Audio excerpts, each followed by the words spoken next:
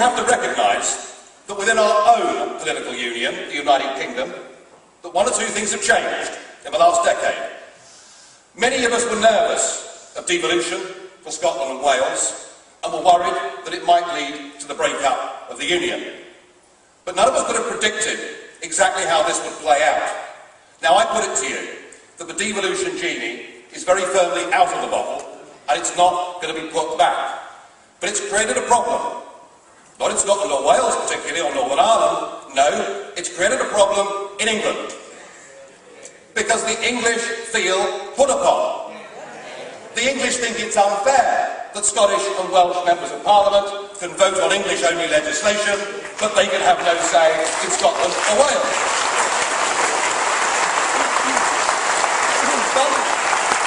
But it's more than that. It's more than just the West Lothian question. I think there is a growing feeling in England, and certainly I feel it and share it, there is a growing feeling that somehow our leaders are ashamed of the very word England. We are discouraged. We are discouraged from describing ourselves as English. Our leaders seem to reel in horror at the idea of the cross of St George. And I think that we need to do something to plug that gap. The English need and deserve equality with our other partners in this union, and it's for that reason that yesterday the National Executive of this party discussed a change, a shift in policy, and we are now going to campaign for the English to have their own parliament, just like the Welsh and the Scots.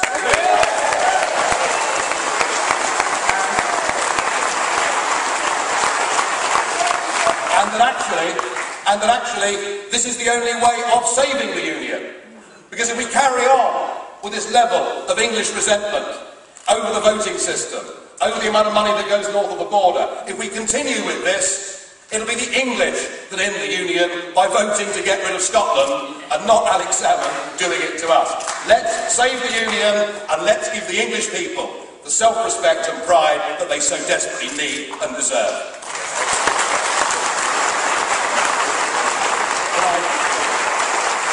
When I first became leader of this party back in September 2006, albeit it was a short intermission, as you know, for a year or so when I took up alternative pursuits. But when I took over this party, we were, on the general election opinion poll ratings, just below 1%. On the Angus Reid poll that was put out 2 days ago, we are now on 7%. Just look at the fact that in the English local elections this year, we managed to get 250,000 votes in the seats in which we stood. That meant that as many people were turning out to vote for us in local elections as had turned out to vote for us in the previous European election success of 2009. This party is on the increase. Our excellent candidate, Jane Collins, showed that at Barnsley. And we have a younger generation that are coming to us. There was a recent YouGov poll in the West Country that put us on 14% amongst 18 to 24-year-olds. Our progress is good, solid and steady. We are on the cusp, I believe.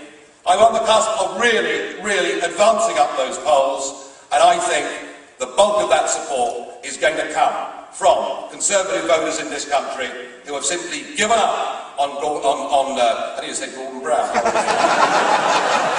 It's that gold price, you know, it's upset me.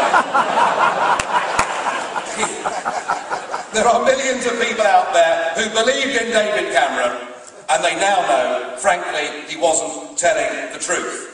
There is a massive open door for this party. We have every chance to step through it into a new, bigger, brighter future for UKIP and for UKIP policies. And I must say that I consider myself extremely lucky to be physically and mentally well enough after that horrific incident to be able to come back and take on this job of leading this great party once again. I'm back at the helm, and you can rest assured that I believe in the UKIP cause more than I ever did before. Yes. Please help me. Yes.